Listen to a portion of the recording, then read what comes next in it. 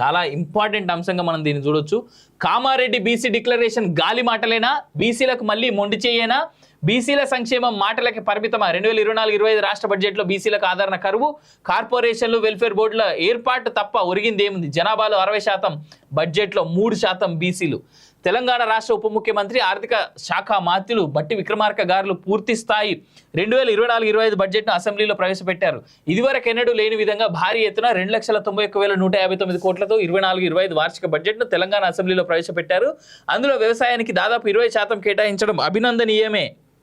అయినా వాటి ఫలాలు ఎవరికి దక్కుతాయని అనుమానం అందరి మెదడులోనూ ఇప్పుడు చిగురిస్తున్న ప్రశ్న. ఎందుకంటే ఇదివటి వరకు ప్రభుత్వం రైతు బంధు పేరుతో 1,000 కోట్ల రూపాయలు ఎవరు పాలు చేశారో మనం చూసాం. ఇప్పుడు కూడా అదే జరగబోతుందా అనేదే ఇప్పుడు మన ప్రశ్న. ఎందుకంటే స్పష్టమైన నిర్దనష్టమైన ఒక ప్రణాళిక లేకుండా ఏ విధంగా నైతే కేసీఆర్ గత 9.5 ఏళ్లు పాలించాడో అదే మళ్ళీ పునరావృతం కాబోతుందా? ఏది ఏమైనప్పటికీ కష్టపడే రైతుకు అందాల్సిన ఫలాలు అందాలని మనస్ఫూర్తిగా కోరుకుంటున్నాం. అలా జరగాలని ముఖ్యమంత్రి రేవంత్ రెడ్డి గారితో పాటు ఆర్థిక మంత్రి భట్టి విక్రమార్క గారికి విన్నవించుకుంటున్నాం. భూములన్నీ కొన్ని కులాల చేతుల్లోనే ఉన్నాయి కావున రైతు బంధు లాంటి పథకాలను పునః సమీక్షించుకొని మాత్రమే రైతు బంధు పథకాన్ని ముందుకు తీసుకెళ్లాలి. లేకపోతే సమాజానికి ఇదొక గొడ్డలి పెట్ల తయారయ్యే ప్రమాదం ఉంది అంటూ కిరణ్ గారు రాసినటువంటి ఆర్టికల్ ఇది. 2,91,159 కోట్ల భారీ బడ్జెట్ ప్రవేశపెట్టిన తెలంగాణ ప్రభుత్వం 33,124 కోట్ల రూపాయలను షెడ్యూల్ కులాల సంక్షేమం కోసం, 17,056 కోట్ల రూపాయలను షెడ్యూల్ తెగల సంక్షేమం కోసం కేటాయించిన ఆర్థిక మంత్రి శ్రీ భట్టి విక్రమార్క గారికి హృదయపూర్వక అభినందనలు, కృతజ్ఞతలు కూడా తెలియజేస్తూనే గతంలో మాదిరిగా అనర్హుల చేతుల్లోకి వెళ్లకుండా చూడాలని సవినయంగా కోరుతా ఉన్నామంటూ చెప్పారు కదా. దీంట్లో ఇగో జనాభాలో 60%, నిధులు 3%. ఇకపోతే ఎప్పట్లాగానే రాష్ట్ర జనాభాలో దాదాపు 60%గా ఉన్న బీసీలకు ఎప్పట్లాగానే ప్రస్తుతం కూడా మొండి చేతినే అందించింది ప్రస్తుత ప్రభుత్వం బడ్జెట్. కామారెడ్డి డిక్లరేషన్తో పేరుతో బీసీలకు ఏడాదికి 25,000 కోట్ల చొప్పున 5 ఏళ్లలో 1,00,000 కోట్ల బీసీ సంక్షేమానికి నిధులు కేటాయిస్తామని మేనిఫెస్టోలో ప్రకటించిన కాంగ్రెస్ పార్టీ మొదటి బడ్జెట్లోనే తన చేతివాటం చూపెట్టింది. హామీ ఇచ్చిన నిధులలో కనీసం సగం కాదు కదా, దాని దరిదాపుల్లో కూడా కేటాయించలేదు. కామారెడ్డి బీసీ డిక్లరేషన్ అమలు పరచాలంటూ ఒక పక్క బీసీ సంఘాల నాయకులు ఉద్యమం చేస్తుంటే తమకేం పట్టనట్టు ప్రభుత్వం పనిచేస్తోంది. రాష్ట్ర జనాభాలో దాదాపు 60%గా ఉన్న బీసీ ప్రజలకు మొత్తంగా 9,200 కోట్లు అంటే 3% నిధులను కేటాయించి చేతులు దులిపేసుకుంది. గీత కార్మికుల సంక్షేమం కోసం అంటూ ఐఐటి వారు రూపొందించిన ఒక కొత్త పరికరాన్ని ప్రతి గీత కార్మికుడికి చేరేలా ప్రభుత్వం చొరవ తీసుకుందంటూ బడ్జెట్ కేటాయించడాన్ని అభినందిస్తున్నాం. దాదాపు 110కి పైగా ఉన్న బీసీ కులాలు రాష్ట్రంలో రాజకీయంగా, సామాజికంగా, ఆర్థికంగా వెనుకబడి ఉన్నాయి. తరతరాలుగా వస్తున్న చేతి కుల వృత్తులు చేసుకుంటూ దశాబ్దాలుగా భారతదేశ నిర్మాణంలో కీలకంగా ఉంటూ వస్తున్నారు అంటూ చూస్తూ ఉన్నాం. దీంట్లో ఈబీసీలకు సంక్షేమం, కానరాని కామారెడ్డి డిక్లరేషన్, వృత్తి బజార్ల బేజారు, నేతన్నలకు మొండి చెయ్యి అంటూ చూస్తూ ఉన్నాం. ఇంత డీటెయిల్ రాసింది ఎవరో కాదు, మా దాసరి కిరణ్ కుమార్ అన్న రాసిండు. సో హవెవర్ కిరణ్ అన్న రాసిన దాంట్లో చాలా క్లియర్గా మనం అర్థం చేసుకోవచ్చు. ఇప్పుడున్నటువంటి ప్రభుత్వం కూడా ఏమాత్రం బీసీలకి న్యాయం చేసేటువంటి విధంగా లేదు. గత కొన్ని రోజులుగా కాలేజీ టీవీ వేదికగా సీనన్న మాట్లాడుతూ ఉన్నటువంటి బీసీ డిక్లరేషన్ గురించే కావచ్చు, మేము చెప్తా ఉన్నటువంటి బీసీలకు జరుగుతున్నటువంటి అన్యాయాన్ని కావచ్చు, ఎన్నిసార్లు మాట్లాడుకున్నా చాలా తక్కువగానే కనిపిస్తూ ఉన్నది. ఉన్నటువంటి బీసీ ఎమ్మెల్యేలు కానీ బీసీలకు సంబంధించి ఉద్యమాలు, నాకు తెలిసి ఈ తెలంగాణ సమాజం మరోసారి ఉద్యమించాల్సినటువంటి సమయమేమో ఇది అనేటువంటి ఉద్దేశంగానే ఈ ప్రభుత్వం కూడా చర్యలు తీసుకుంటా ఉన్నది. సంవత్సరానికి 25,000 కోట్ల రూపాయలు కేవలం బీసీ ఇలా డెవలప్మెంట్ కోసం ఇస్తా అన్నటువంటి దాంట్లో ఈసారి ఇచ్చింది ఎంతయా? 9,000 కోట్ల 9,000 కోట్లు. అంటే ఈ బీసీలు అంటే ఎందుకు ఇంత చిన్న చూపు? వాస్తవానికి 60% జనాభాలో ఉన్నటువంటి బీసీలు అంటే ఎందుకు అంత చిన్న చూపు?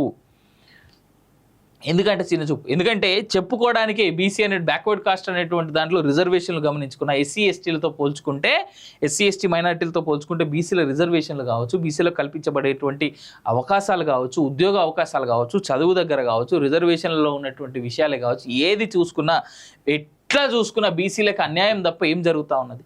కేవలం ఆ గీత కార్మికులకి ఆ ఒక్క చిన్న పరికరం ఏదైతే మొన్న ప్రభుత్వం అందించిందో దానివల్ల మొత్తం గీత కార్మికుల యొక్క జీవితాలు బాగుపడిపోతాయా? ఆ రోజు గీత కార్మికుడిని ఒక మాట అడిగిండు, ఈ కళ్ళు 24/7 మీకు 365 days వస్తుందా అంటే, అయ్యా 6 నెలలే వస్తుంది, మిగిలిన 6 నెలలు రాదు అని చెప్పి చెప్పిండు.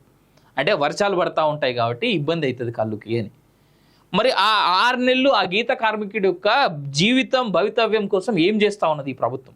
దాని మీద ఎలాంటి మాట ఏం చెప్పలే. ఆనాడు ఆ గీతా కార్మికుడు ఆ మాట చెప్పిన తర్వాత, మీరు కావాలంటే లైవ్లో ఉంటుంది, చెక్ చేసుకోండి దాన్ని. గీతా కార్మికుడు ఆ మాట చెప్పిన తర్వాత రేవంత్ అంటాడు, ఏం చేయాలో నువ్వే చెప్పు, నాకు తెలుస్తుంది అని అంటాడు. దాంతోపాటు ఇంకో మాట అన్నాడు, నేను ఆ రోజే చెప్పిన ఆ తెల్లారి, మీ ఊర్లకి బెల్ట్ షాప్ ఉన్నదా అని రేవంత్ రెడ్డి అడిగాడు. లేదయ్యా అంటే, రానియకుండా చూసుకో, లేకపోతే నీ ఆదాయాన్ని గండి పడుతుంది అంటాడు. ఒక సీఎం హోదాలో ఉన్నటువంటి వ్యక్తి, సీఎం అనేటువంటి వాడు ఆ మాట చెప్తాడా? సీఎం చెప్పాల్సినటువంటి మాట ఏంది హుందాతనంగా, మీ ఏరియాలకి మీ ఊర్లకి మేము ఎలాంటి బెల్ట్ షాపులు రానియం, తద్వారా మీకు ఎలాంటి ఇబ్బంది లేకుండా మేము చూసుకుంటాం అనేటువంటి మాట ఆయన చెప్పాలి. కానీ ఆయన చెప్పినటువంటి మాట ఏంది, మీ ఏరియాలకు బెల్ట్ షాప్ రాకుండా నువ్వే చూసుకోని అన్నాడు.